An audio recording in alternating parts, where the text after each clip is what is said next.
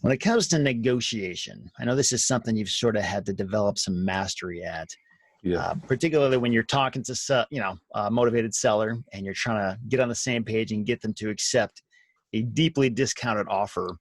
Yep. How do you do that? How do you convince a person? Like, is it more important just to be talking to the right person in the first place so you don't have to fight that battle? Or yeah, well, let me tell you, this is the reason I wrote this book, The Real Estate Negotiating Bible, to be honest with you. So there was nothing that existed when I was coming up through the ranks. Every book I bought was about a realtor or a homeowner trying to negotiate a good deal to move into an owner occ, right? Mm-hmm. I'm like, so now I have to just be what I want to see in the community. So that's what we did. At the end of the day, building rapport is huge, but you got to identify that problem. Why are you selling this thing? The major reason, why are you selling? Because if your reason for selling isn't big enough, I can't convince you to do nothing. Ask my wife. She don't do nothing I ask her to do. It's weird. I get people to sell me all type of stuff. I can't get my wife to make me a sandwich. You know? That's hilarious. If you think my videos on YouTube are good, if you would see what happens in this house, I would probably have a show on the network or something. But anyway. Dive into that for us for a minute. Like, let's run through a scenario, or if there's like an actual real example that you've thought of recently where, like, let's say you got a lead and the person's not super, interested, or maybe they are interested, but like they're hesitant working with you because they let's go this route. Let's say they talk to you and they're apprehensive to see if you're actually legit or not because they got a letter from you in the mail and they're like, I don't know if this is a scam or whatever. How do you gain trust and how do you get the deal? The good part, I want to be transparent. That very rarely happens today as it used to be in the past. I think we have a huge digital footprint. So now when I show up or if I have any interaction with the deal, they already love me, man. And it's not because of me personally. It's just because they can click a button. It's because of the branding. The digital footprint, dude. When you show up, they just want to give you a hug. Nowadays. Do they know you through Real Estate Roundup or something else? Like you have a separate website with a video and they get to know you that way. Like how is it that people know who you are? Just with the digital footprint. Might see me with my kids. I mean, if you just, they always type your name in, right? They want to know who they are. I gotcha. Right. When you get there, you're the dad, husband.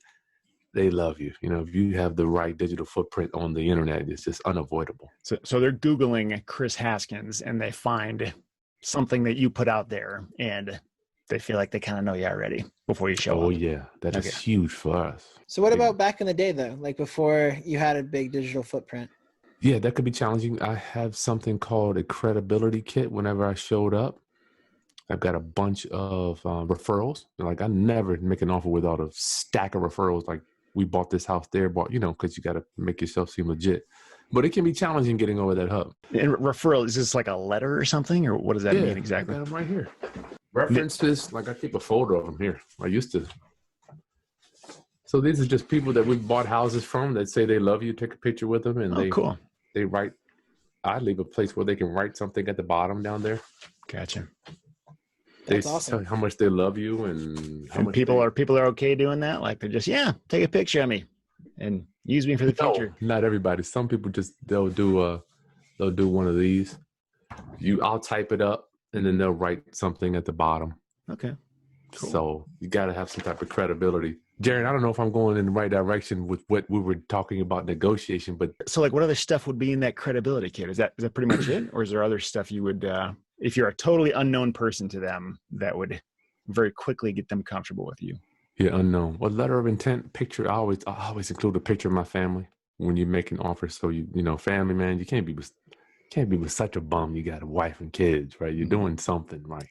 Yeah. It's funny you say that because I actually do that with my direct mail stuff, and not a lot of people in land do it. And a lot of our coaching clients, I encourage them. I say, hey, if you're comfortable, some people aren't because they're like, more private and all that. And I get it. But I tell them, if you can put your picture on there, put a picture of you and your wife, because that's going to make you substantially stand out. If somebody gets a letter and it's just the same generic letter that all the other investors are using, and then yours has your picture on it, you're going to substantially stand out. And they're like, oh, this is a real person. If a person doesn't have a family, say they're a single person, like They take a picture with their fish or something, or Their They're in dog. trouble. Their dog.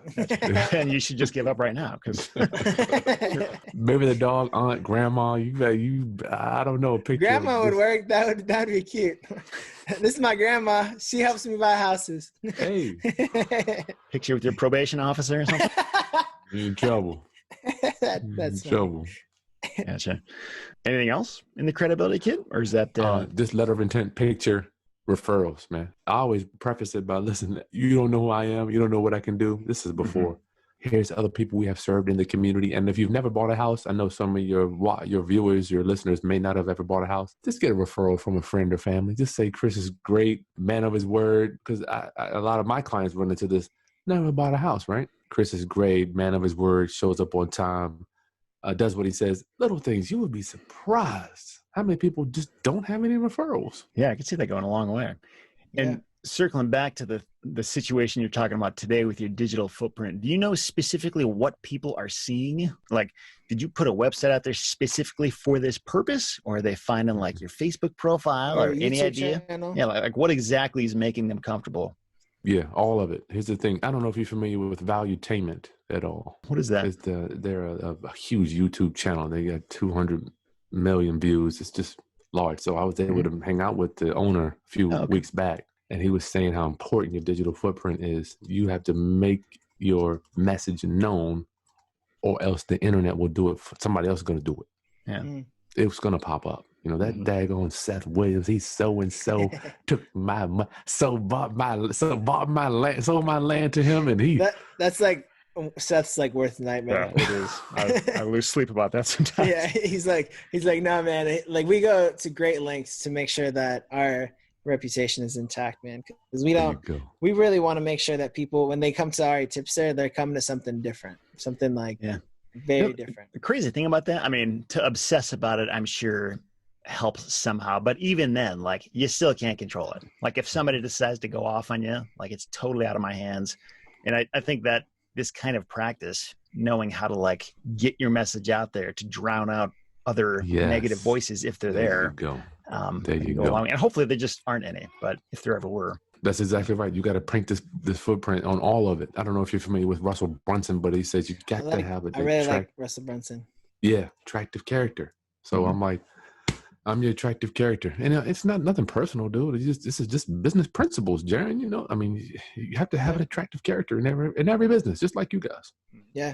And it has to be real. It has to be authentic. Like, you actually have to be like the guy. Like, it can't be like some fakery stuff, because you'll get found out, you know. But I want to go back to NLP, because I've always been really interested in NeuroLinguistic Programming. And do you have a lot of like training in that, a lot of background in that? Like, has that helped you a lot in your negotiations? I think so. And it's not like I'm a master. I mean, just reading a million books. I got one. I keep one right here. Well, you know, William Ury has all these negotiating books, Getting to Yes. He's got Getting to Yes with a whole bunch of them, you know. So for our listeners that might not know what NLP is, you want to give like Cliff Notes version? Well, like what it is? NeuroLinguistic Programming is. Sum it up into one word. Go right now. Wish my wife would let me use. She don't. Anyway, she has seen me do it to people, right? And it's like she won't even. So it's getting them to do something that they ordinarily wouldn't do unless you were there, kind of pushing them along a little bit. That's all. Are you good enough to like do a live example? Like, convince me to like go work out tonight or something.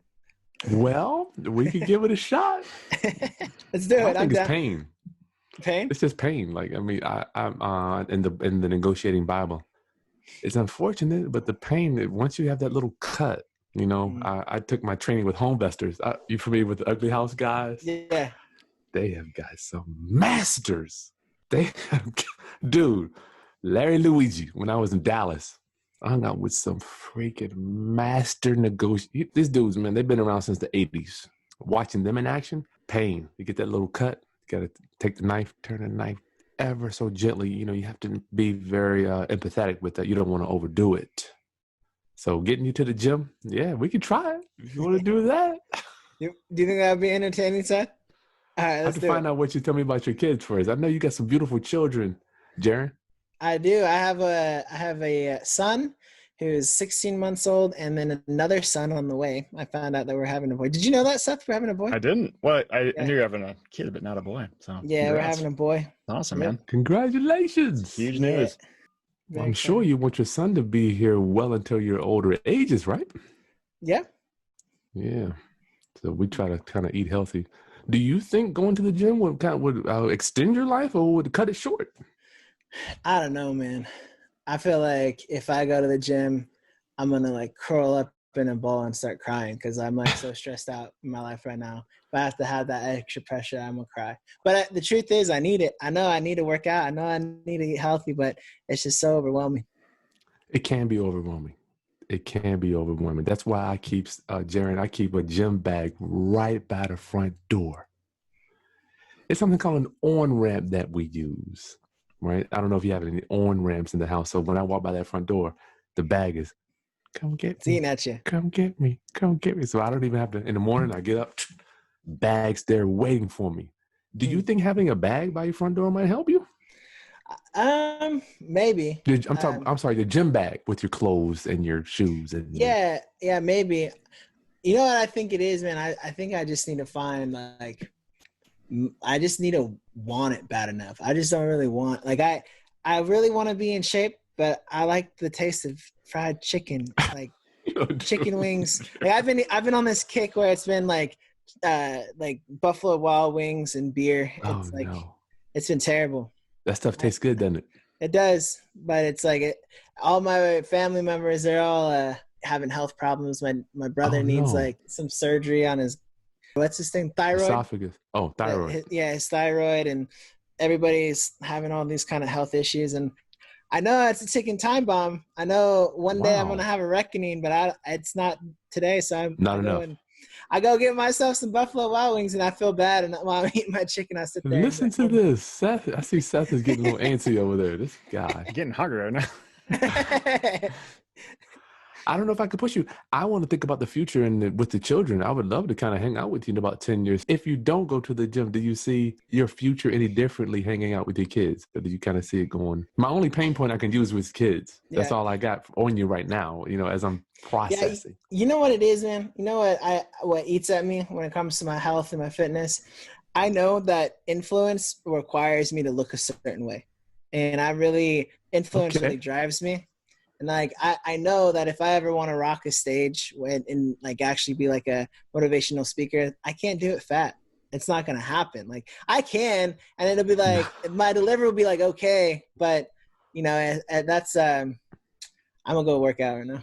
I'm gonna go work out because I got to go like do a run or something, man. Cause like for me, that's the motivation is, I'm not going to tap into my full potential unless I lose weight. Gotcha. So I needed to take all the conversation off the kids and onto the future. It sounds like you're entrepreneurial driven as opposed to family driven. And I'm not saying that you don't have that, but it's but my major driver in life is like impact and influence, and it's not even. It's like I want to like impact people. I want to make a difference. That's my driver. Well, I would just go ahead, Seth. Go ahead. Well, one thing I was just noticing there is that Jaron almost kind of just convinced himself there. All Kris was doing was just like asking questions. It's not like Kris wasn't saying it's a problem. He's not saying, Jaron, you got a problem. Like you're in trouble. Like he's just asking questions. And I think it's pretty, granted that was a fake scenario. So maybe that's not 100% real, but I think that's actually probably the sign of a skilled negotiator is that, what is it, Socratic teaching, where it's like you ask questions that prompt a person to answer it themselves. Oh, man. I love this is really good stuff. This is like a masterclass. I love this. This is really good. Questions. I love it. I wish I could marry questions, man, because people just don't ask enough. I sit down with people, they don't ask me. I'm like, you ask me for a meeting, you don't ask me no questions. I'm gone. It's funny that they'll sit down and then they'll just talk for like 40 minutes until you. Where the hell your questions at? When I met with Patrick Bet-David, the guy with Valuetainment, I took 40 hours. He told me he takes 20 hours before he meets with his attorney. So I'm like, I took 40 hours before I met him. I had a list. I had pages of questions for this dude. I think that's what winners do, though.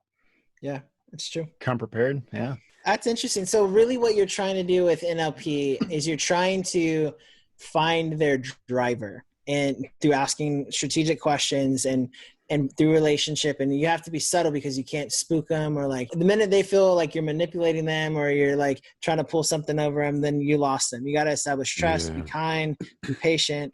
And then when you find their driver, then you leverage that driver towards the end desire that you're trying to get them. Now, how does that work? Like, is there ever a point where you just kind of give up? Like you stop trying to convince or even ask questions to get somebody to take your offer because they're not the right person. They're never going to say. He said it about his wife. There you go. So that's one example. I wish I could do that. Yeah. like how do you know when you're dealing with somebody who will or won't consider an offer that's going to work for you? Like, when do you just cut it and say, nope, not working? Because for me, that's what I do immediately. If somebody doesn't say yes, I'm like, okay, see ya. You'll be back, but we're done now. So like, I'm assuming that's not how you work. And how far do you push it? And what are your telltale signs that like, we're not going to come together on this? Yeah. I feel like I'm preaching to the choir. Time and circumstances will change every seller, right? If you say no, it just means not right now, you know? Mm-hmm. But I always leave with the one question, Ms. Smith, if you don't sell this thing, what are you going to do? What are you going to do? That's the key. If they say, well, you know what, shit, I just keep it forever. If they say, I'll just rent it out, you know, so then you can kind of tell I'm looking for, you know what, I don't know what I'm going to do if I don't sell this. If you don't get 80,000, what are you going to do? Well, I'll lower it to 60,000, you know, so it all depends on what their rebuttal is for that. But yeah, a lot of times we don't get them on the first try. Jaron, I very rarely just go out there, get a contract, and come back. You know, it takes time. We call it the slow dance. Usually they say no, but then we always give them something in writing so they can go home. Or if they're, you know, nowadays you got to have something in writing. If somebody like starts off the conversation early on, they very confidently state what they think the property is worth, and it's really high.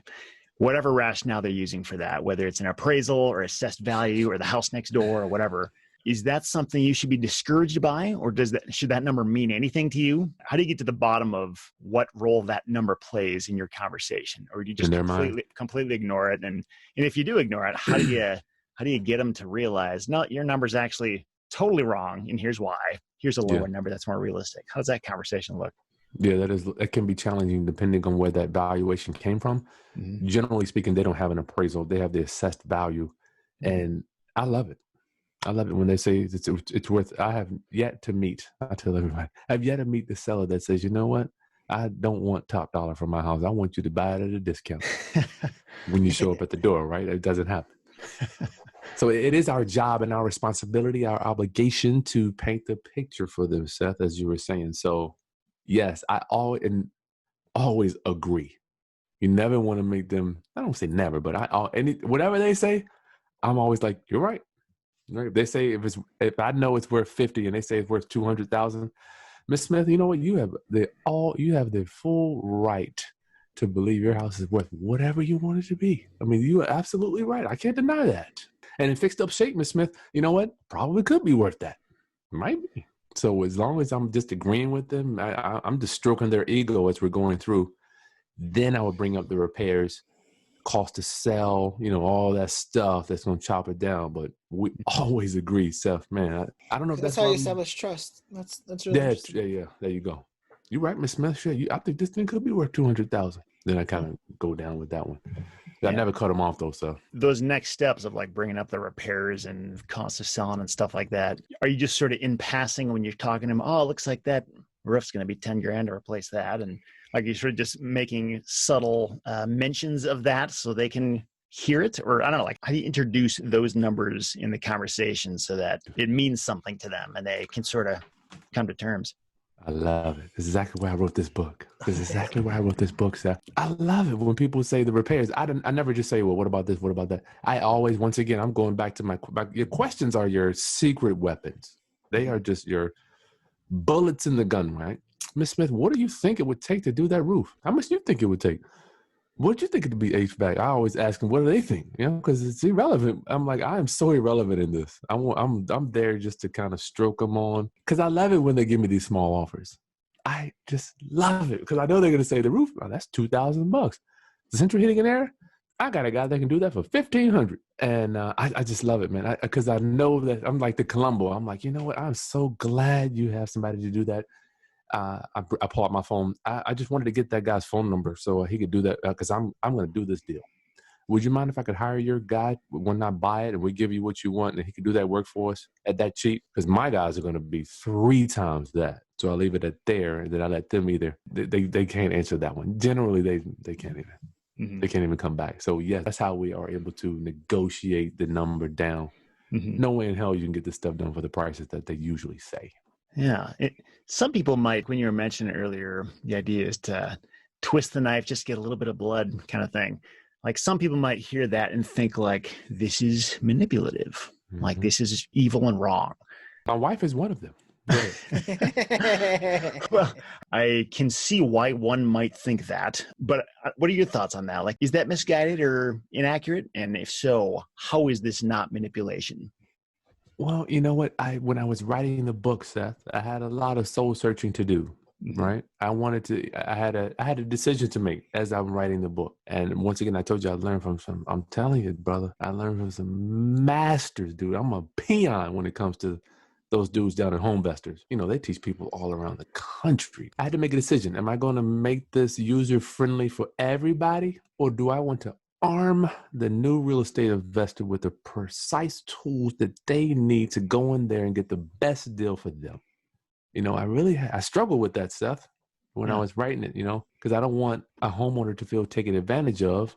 On the other hand, I don't want my trainee to go in and try to overpay based on the emotion. So I chose to arm us investors, Seth. Yeah. I've known some pretty skilled salespeople in my life. And, you know, this is a narrative that they're very well aware of, is that salespeople are almost seen as like scum of the earth. Like nobody when they hold their newborn baby for the first time thinks, oh, look, this is going to be a salesman. Like that's who my child's going to be. Like it's just kind of seen as like, in general, like somebody who's not trustworthy. But I think a skilled salesperson sort of sees it as, no, I sort of help people see what they don't realize. And it really serves them in the end. The idea is to help them see the light. It sounds like a similar thing here. Would you agree? Similar thing. With houses, for me, you have to have some type of negotiation strategy. If you don't, man, you're just shooting in the wind. I think it really boils down to the investor's personal integrity. Yes. The reality is when we get a house that's dilapidated and we make it better and we resell it, if we talk about, you know, flipping or ultimately even through like wholesaling or even with land, we're buying and then we're turning around and selling it to somebody who's going to develop the property and make it better. We're serving the community. We're serving the world in that. We're taking something that is not good and we're improving it in some capacity. Yeah.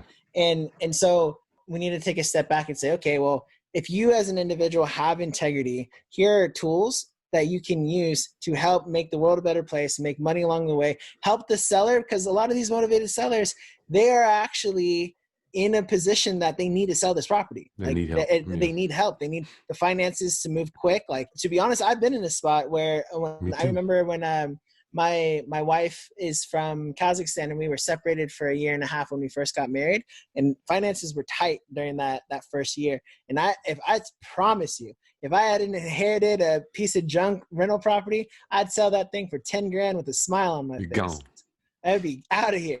And so if you're talking to the right person who has the right situation, you can come in and really help them. And if they're like caught up in their head trash or like, you know, trying to latch onto it, like these tools can help you serve them and ultimately serve the community. There can be a way where you do it in full integrity and win-win. There's a lot of things of like, even in the tone of your voice, like asking certain questions, that they are influence tactics. And if I think it's manipulation when it branches out to like, you're trying to convince somebody to do something that ultimately is going to hurt them. And if that's your motivation, that's on you, man. Like that has nothing to do with NLP. NLP is a tool. Like these psychological sales tactics, like they're just tools. You can, if I have a hammer, I can build a house or I can kill somebody. Like that's true. It's not the hammer's fault, you know? Has there ever been a situation where you've talked to somebody Like, you know, they can get a better deal than what you're going to offer them. Like, they're not the right fit. And you just tell them, look,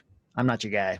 Like, just list this on the MLS and you'll sell it tomorrow for twice as much as what I'm going to pay you. Like, does that ever happen? Or are you always kind of just trying to get the best deal you can and leave it up to them whether or not they say no to that?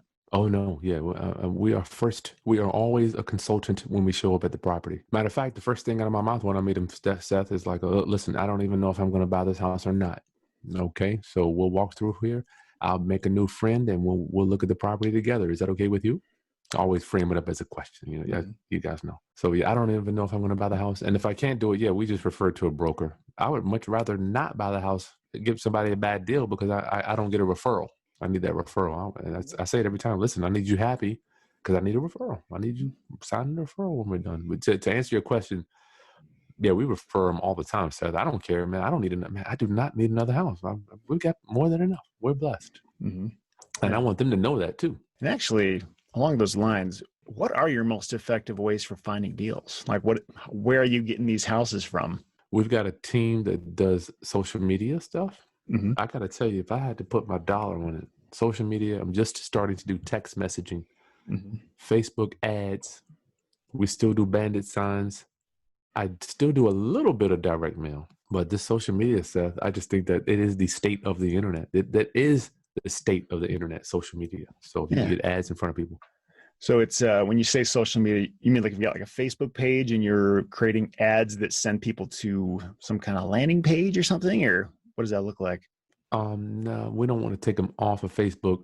I forget the name of the page. It's a landing page, but it's within Facebook. So if you click on the ad, then Facebook has its own little. I don't know the name. I think I've seen that before. Yeah.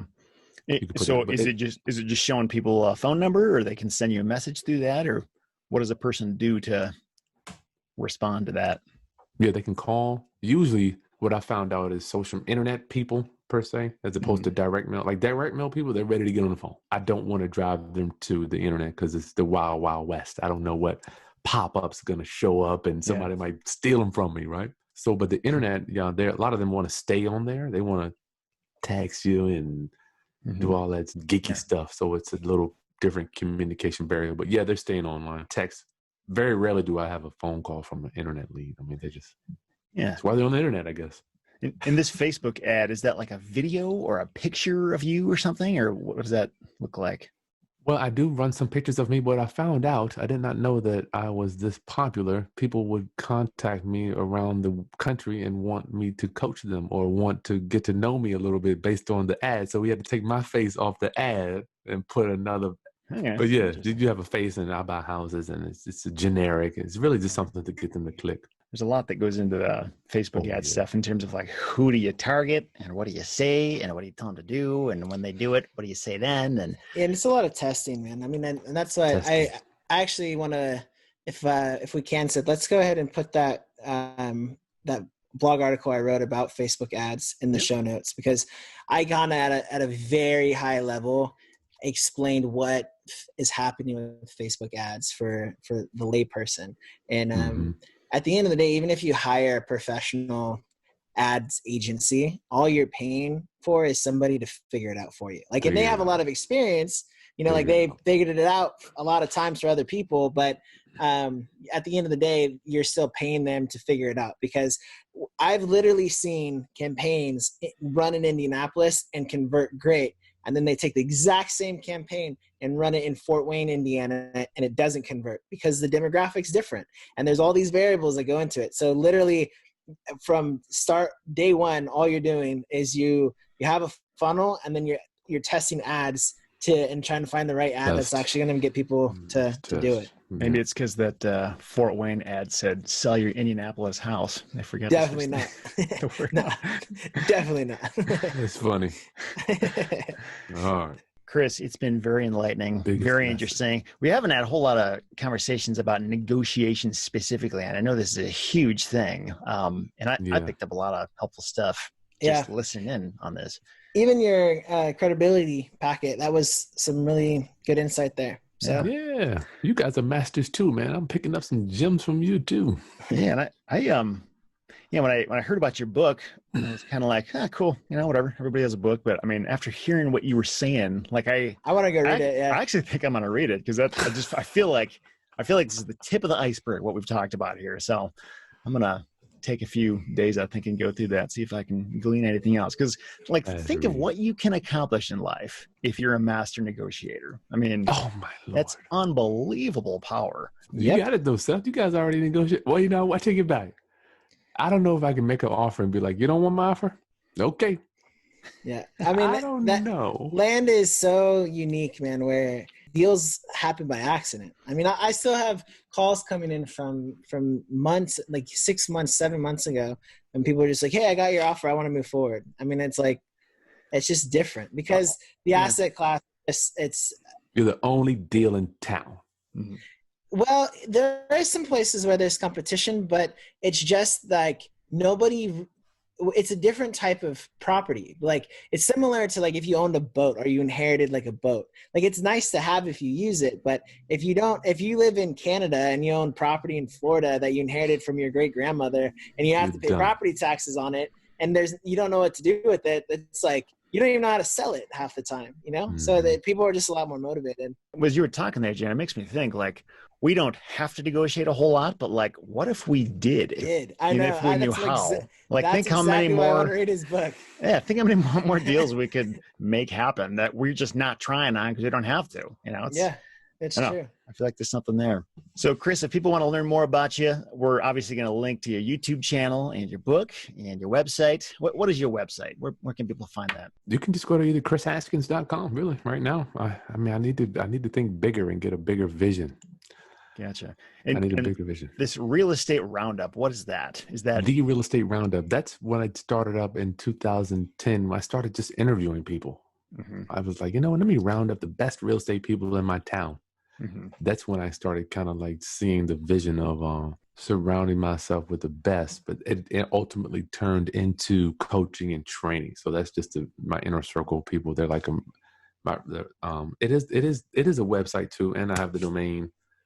But I don't have it quite set up to where you can kind of go in and join. I'm working on always a work in progress, right? And go check out KrisHaskins.com. That's KrisHaskins.com. So thanks again, Kris, and hopefully we'll talk soon.